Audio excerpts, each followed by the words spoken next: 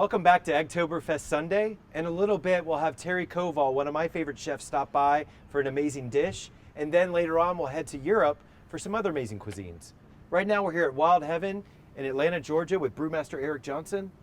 Rusty, thank How you. you doing? Yeah, it's great having you here. Yeah, this is amazing. Thank you so much for hosting us. Oh, absolutely. This beer I'm so excited about. It's the first collaboration beer that we've ever done with Big Green Egg. I've been cooking on Big Green Eggs for years, and I like to tell people all the time that beer is culinary. Oh, absolutely. The way that we think about designing beers, we think about layers of flavor. We think about building something that from the start to the finish, the mid palate, everything matters. And so it's the way we think about ingredients. It's so much just like cooking, especially on the egg. Like you're building layers of flavors with the grains. Your beer blows me away. Yeah, thank you. So with this one, we decided, because of this time of year in the fall, we wanted to make something that was a nice malt heavy type beer, but still completely crushable. And so we've got this Scottish ale. Oh, wow. It's a beautiful, malty beer. And I think it's also a great food beer. So it's a beer that can be used for cooking bratwurst, for brining, whatever. Yeah. It's a very, very versatile style, so it's not too hoppy. I think that's one important thing to remember when you think about pairing beer with food. Oftentimes the really, really hoppy beers can distract from the flavors. Hop bitterness can increase if you're boiling, like in a braise. Yeah. A hoppy beer, probably not the best choice. So I tilt in the direction of beers that would have a high residual sweetness, or beers that are also really, really malty. So that's why that makes sense. This beer made a lot of sense for Eggtoberfest this year. Wow. I want to walk you through some ingredients. Okay. And you're going to have to taste them. Most people don't get to do this. Oh, wow. Yeah, I've never... These are our raw materials. Okay, so we worked with a Speyside malt. I wanted this to be an authentic Scottish ale. I just eat it just like this? Just eat it. Let's do it. It's delicious. Oh my gosh. So you get this toasty, roasty, biscuity kind of goodness. And so think about that as kind of the canvas that this beer is going to be painted on. So that's the base malt accounts for about 85% of the total malt bill in a beer. And so that canvas actually really, really does matter a lot. If we want a super neutral beer, we'll use a grain that might be just ever so slightly toasty, but you get a lot of biscuit type flavor in there. Right, like a malted cracker, kind of like just like straight up wheat, like a malted wheat bread. Right. Yeah, that is. I never. Grape nuts kind of. I didn't know you could just like straight up eat this. Oh yeah, that's so cool. We do it on the reg. All right, I'm eating more. Okay, so this is one of my favorite malts ever. I actually use this in a lot of beers, and you'll see why when you taste it. This is Special B. It's a Belgian aromatic malt.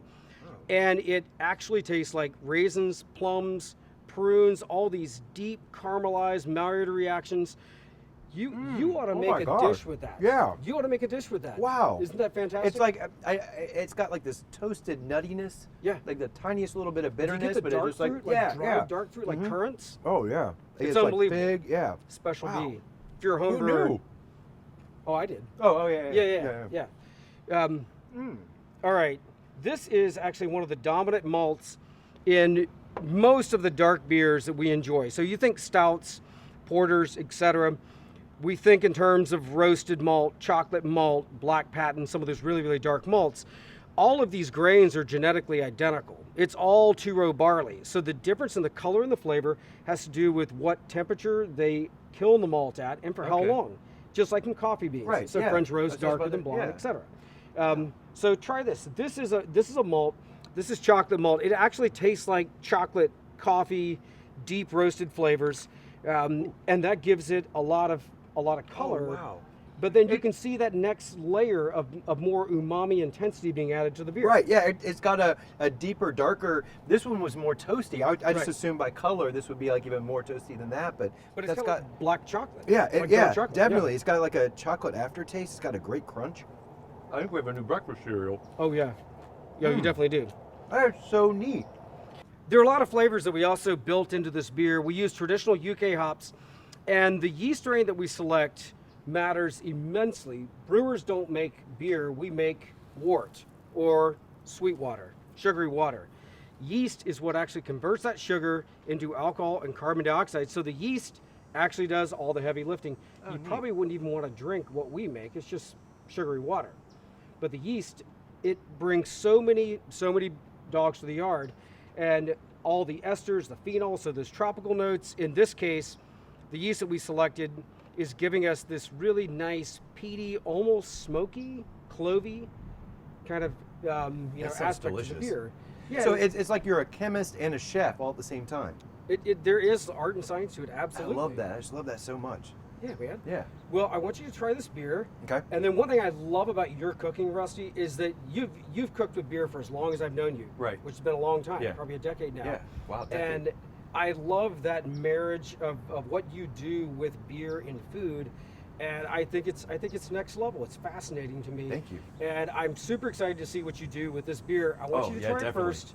Okay. And I know you got ideas. Yeah. All right. All right. Here we go. I've been so excited about this moment. I can't wait to try this. It's the first one of these we're cracking. Nice. Look at that color. So the color is from this? It's from those last two specifically. That's so cool. Look at that glass. Look at that head. Oh man, I hope you like it. Yeah. Well, I'm waiting. Okay. I know my southern manners. Ha. The customer pour. It's cool. It's cool. All right. See, we got three more. Prost. Cheers. Prost. Plenty. Wow.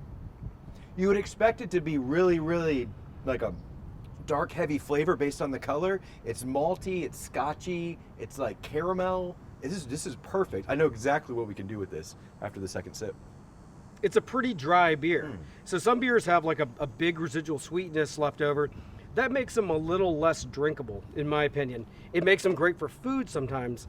But this beer, because it's super dry, you think about like the best Oktoberfest beers, the Marzens, these great like German lagers. Also, a well-made Scotch ale, I think, plays into all of those flavors and goes really, really well with food. And because it is a little bit drier, we could probably easily have 2 or 3 of these. Yeah, definitely. 4 or 5.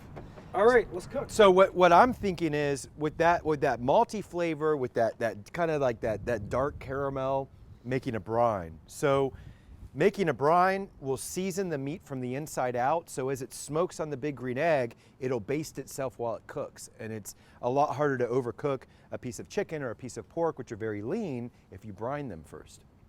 So we're gonna make a brine with some warm water, a good hearty glug of the Oktoberfest beer, about a cup, some salt, dark brown sugar, and herbes de Provence and black pepper. I love using herbes de Provence. It's got lavender and rosemary, sage, thyme, fennel. So we stir all this. We want to let it cool at room temperature before brining, and all of that will dissolve. So all this brine, as this pork loin soaks in that brine, it'll overload the cells through osmosis. It'll baste itself as it cooks. We're taking a pork loin from Riverview Farms up in Ranger, Georgia, humanely raised Berkshire, Yorkshire, Tamworth. Going into this, we're gonna let it brine overnight. And as that, it'll soak it up. It'll get that rich. You know what, guys? Let's do it right. Let's do it right. Oh man. Yeah. Oh, I am so excited about this. Through the magic of the internet and television, we've had one that's already been brining for about 24 hours. And because there's enough salt in there, you don't need to season it additionally before you go onto the egg. We have our egg right at 350 degrees, indirect heat. We're just gonna go right on top, and this will cook for about 45 minutes. When I'm smoking pork, when I'm cooking steaks, even grilling chicken drumsticks, I like to put fresh rosemary into the fire.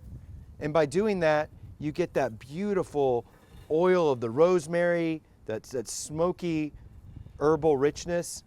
And if we all know, when you buy rosemary, you always wind up with this much extra, or if you grow it, it overtakes your yard. So we all have a little bit of extra rosemary. We're gonna let this roast for about 45 minutes. So coming up later on today, we'll have Chef Terry Koval from The Deer and the Dove here in Atlanta, Georgia, and then we'll see Chef Leo in Europe.